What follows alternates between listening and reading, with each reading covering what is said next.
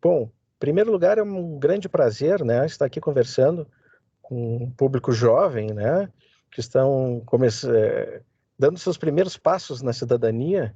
É muito legal, né, participar deste momento, que, enfim, conseguir conversar com vocês a respeito disso. Agradeço profundamente a iniciativa, né, agradecendo a todos no nome do Bernardo, da Melissa e do João Pedro. O que eu gostaria de dizer para vocês? Em primeiro lugar, o que é mais importante, antes de me apresentar, é dizer que numa democracia, né, os protagonistas são os eleitores, não são os próprios candidatos, porque é a própria população, são os próprios eleitores que exercem a sua cidadania e que escolhem o melhor rumo da cidade dentro de propostas. Eu não gosto muito dessa ideia de discussão não gosto muito dessa ideia de discussão de ataques a pessoas, né? E gosto muito mais do debate, da discussão de ideias, né? Então, na realidade, eu não era político, né? Eu sou advogado, sou um advogado público, procurador de um banco concursado, banco público, um grande banco público, e que realmente chegou um momento que eu me cansei, né, de ver políticos profissionais simplesmente ingressarem na política para conseguir seus empregos, né? Tem todo um, eles não estavam na vida pública para dar alguma coisa, eles estavam lá para retirar alguma coisa.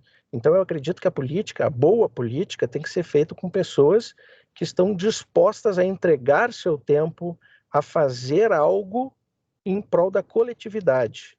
E não apenas, né, ir lá e buscar um emprego e ficar só se preocupando em eleger, em se eleger e prometer um monte de coisa, né, que não dá para fazer só para ganhar o voto. Então eu gosto muito de uma política pautada na certeza, na honestidade, dizer, olha, isso aqui nós podemos fazer, isso nós não podemos fazer. Eu acho que isso é a boa política. Eu sou também professor universitário, não, sou professor de direito, né? Dou aulas em algumas universidades, mas principalmente em cursos preparatórios. E também vejo os jovens, né? Lido diariamente com jovens e gosto muito dessas lideranças que surgem nos bancos acadêmicos, porque é justamente dali que eles surgem, né? E nós precisamos fomentar sempre o debate com os jovens, né? Nós precisamos fomentar o debate, principalmente com valores e princípios da administração pública. Se estão atraídos, se eles querem exercer essa liderança e fazer algo de bom para a sociedade, eles têm que essencialmente conhecer quais são os princípios da administração pública. E na Constituição nossa, né, vocês vão ingressar na universidade, enfim, e quem for para o lado direito, mas eu acho que todo cidadão deveria saber que os princípios basilares que estão na Constituição, os principais em relação à administração pública, são legalidade, moralidade, impessoalidade, publicidade e eficiência. Então, nós não podemos pensar em administração pública sem percorrer esses princípios. Eu acho que uma breve apresentação, eu acho que mais ou menos diz quem eu sou, né, e no que eu acredito. Obrigada. Então, a primeira pergunta feita pelos estudantes é: como manter uma juventude politizada, interessada e presente em Porto Alegre? Como o candidato fará para que a voz da juventude seja escutada nas decisões políticas? Eu acho que a voz da juventude precisa efetivamente ser escutada. E ainda mais agora, neste momento.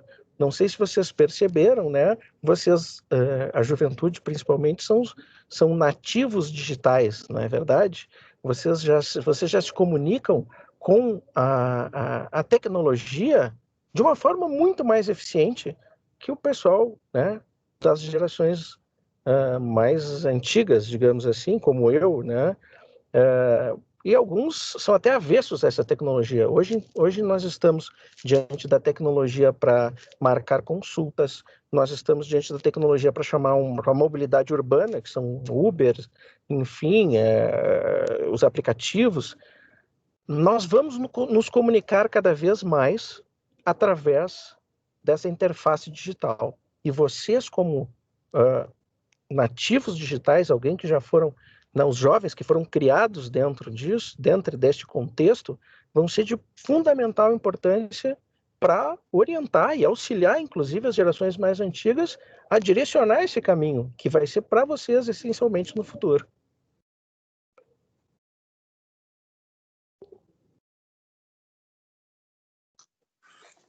Então, dá para me ouvir?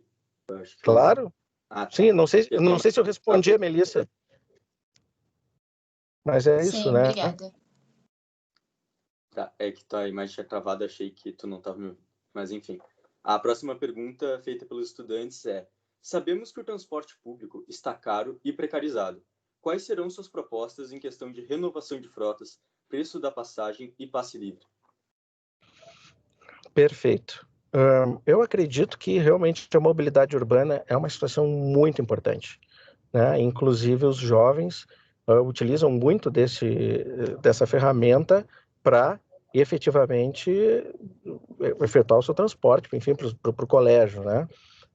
E enfim, no modo geral. E a passagem efetivamente está cara, né? Houve uma redução agora, porque está sendo desonerada alguns valores que eram cobrados, né? Já houve alguma recente redução, mas o que nós precisamos é sempre avançar mais. O valor real é muito caro. De uma certa forma, nós acreditamos em subsídios cruzados. Alguns pagam mais, ou vem de algum outro valor, de alguma outra rubrica, vem para subsidiar, de uma certa forma, os valores mais baixos daquelas pessoas que têm menos condições. Só que nós temos que ter este cuidado efetivo de valorizar e auxiliar aquelas pessoas que realmente precisam. Nós não podemos tolerar que pessoas que não precisam de uma gratuidade, enfim, ou que fazem algum tipo de desvio, acabem tendo esse subsídio, porque daí todos pagam. E em relação, então esse é um cuidado muito grande que a administração pública deve ter, sempre combatendo os desvios. Outra questão, agora está sendo revitalizada, inclusive a da Carris, em toda a frota de ônibus está sendo, acho que são 39 ou 40 anos, eu não sei exatamente o número de ônibus, mas uma boa parte da frota está sendo, pela atual gestão, está sendo renovada, e que isso nos traz, né, um grande alívio já, né, para a qualificação, inclusive, para a gente poder se movimentar com melhor e com mais segurança, inclusive, porque também a questão dos GPS nos ônibus e o reconhecimento facial estão reduzindo, inclusive, a violência dentro do ônibus. E tudo isso, vejam como são temas transversais, né? Tudo isso através também da questão da tecnologia, que está nos ajudando nesse ponto. Inclusive, está sendo lançado agora nas paradas, os aplicativos, que a gente consegue ver por QR Code, agora aonde está o ônibus, que horas que ele vai passar, porque ele já tem o GPS. Então, esse tipo de ferramenta tecnológica é o que nós acreditamos e é o que nós estamos fazendo para melhorar a vida de quem efetivamente precisa pegar um ônibus. Certo, João Pedro? Muito obrigado, candidato. A próxima pergunta é na esfera da cultura. Os estudantes perguntaram quais são as propostas do candidato para a democratização da cultura e se as propostas, como elas vão auxiliar os artistas locais e os espaços culturais locais da cidade. Bom, com certeza, né, nós precisamos sempre fomentar a cultura, seja de qualquer forma, né, de qualquer forma de expressão cultural, nós temos que valorizar e principalmente, né, os locais. Eu acho que o problema quando nós vivemos numa sociedade com recursos escassos, né, nós temos que ter só um certo cuidado, que claro, temos que fomentar a cultura local, mas também nós temos que cuidar profundamente dos pontos que são mais importantes, né? Quer dizer, mais importantes não, diria, mas que são de primeira necessidade. Por exemplo, a questão da própria saúde, né? Os recursos da prefeitura neste último ano, por causa dessa pandemia infeliz que vivemos, né, foi uma infelicidade para todo mundo, inclusive, foram alocados, né, essencialmente na saúde. Então, são algumas áreas não têm a prevalência, né?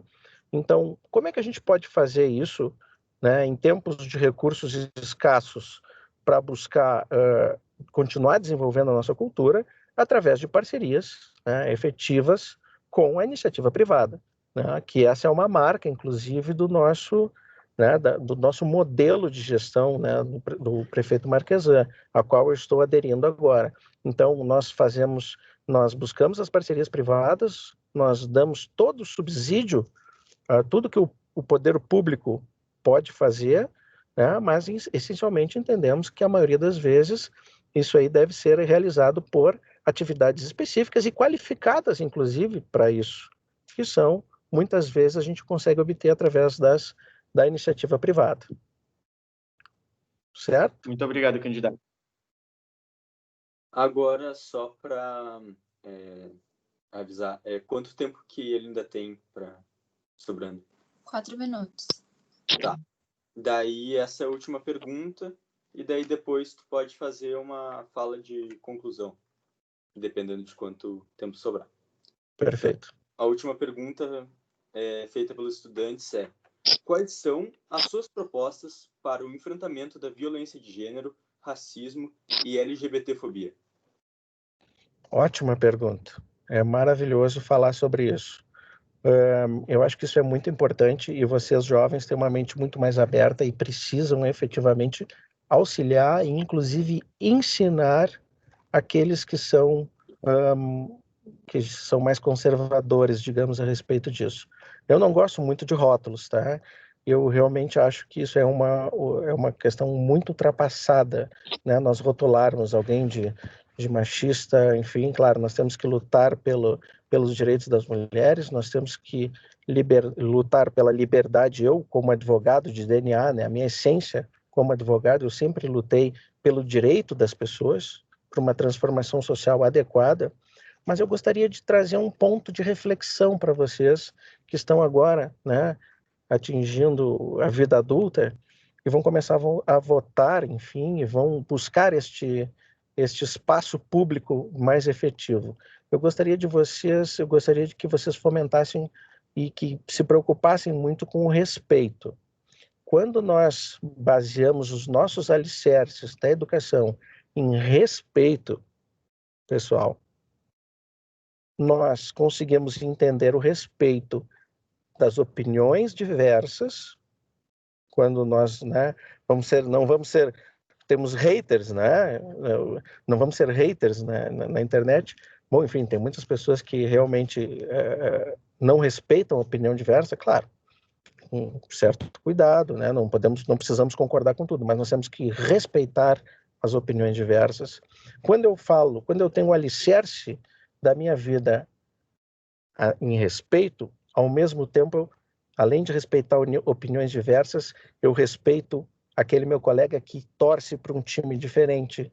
Eu respeito aquele meu amigo, enfim, que tem uma opção sexual diferente da minha. Eu respeito aquele que tem uma cor diferente da minha, né? Eu respeito o respeito é transversal, né? Eu respeito gênero, eu respeito opção sexual, eu respeito opinião diversa, eu tenho respeito na política, que infelizmente é isso que nós não estamos vendo. Então eu gostaria de deixar esse recado. Se um recado pudesse valer a pena para vocês, é que vocês fomentassem sempre o debate de vocês, as ações de vocês no respeito, né? Através do respeito, nós conseguimos entender uma série absolutamente transversal de problemas que estão assolando a nossa sociedade. Então, é um apelo, independente de quem vocês forem escolher, né, na próxima eleição, ou independente da pessoa da qual vocês se idealizem se tornar, a profissão que vocês vão seguir, eu gostaria muito, né, que vocês respeitassem sempre aquele que pensa diferente de vocês, aquele que tem uma opção diferente sexual, e para não deixar se criar, né, para a gente não deixar aumentar essas mazelas né, que a sociedade, dessa sociedade que vocês estão recebendo agora, né? Vocês estão recebendo uma sociedade muito dividida, vocês estão recebendo uma sociedade que não pautou o respeito, e isso a gente tem da educação, né? Quando a gente educa os nossos jovens em cima do respeito, nós simplesmente conseguimos enxergar uma sociedade muito mais plural, independente de quem vocês forem votar, independente da pessoa, da profissão que vocês vão seguir.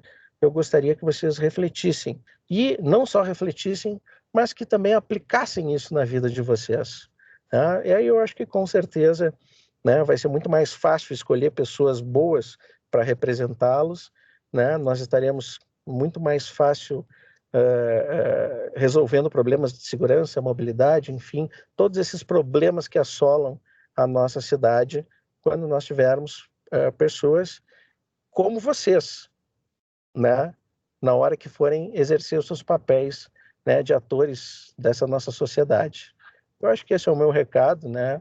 Eu gostaria de parabenizar vocês, fico muito feliz de falar com o pessoal mais jovem, enfim, e dizer que vocês têm que escolher certo, reflitam bem, né, a respeito das pessoas que vocês vão escolher para eleger, que vocês vão escolher para votar, e gostaria que vocês levassem isso para a vida de vocês, né?